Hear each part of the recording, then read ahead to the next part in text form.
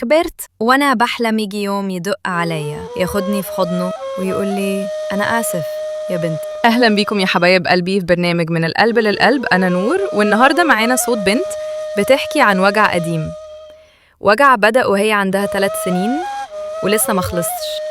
أنا بابا سابني وأنا عندي 3 سنين، كبرت من غيره.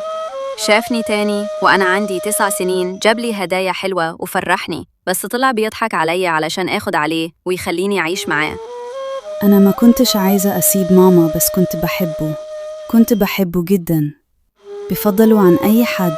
كنت مستعدة أسامحه على كل حاجة علشان بس يكون جنبي، بس هو اختفى تاني، وأنا لحد النهاردة كل ليلة بعيط عليه.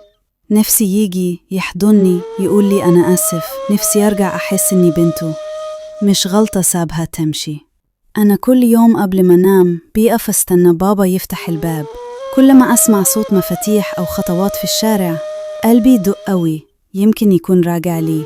أنا لحد النهاردة كل ليلة بعيط عليه، ونفسي يجي يحضني يقول لي أنا آسف.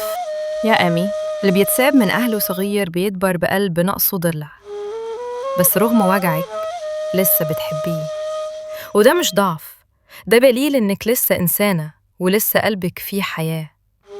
يا رب توصلوا كلماتك ويمكن يفهم إن بنته ما كانتش محتاجة هدية، كانت محتاجة حضن.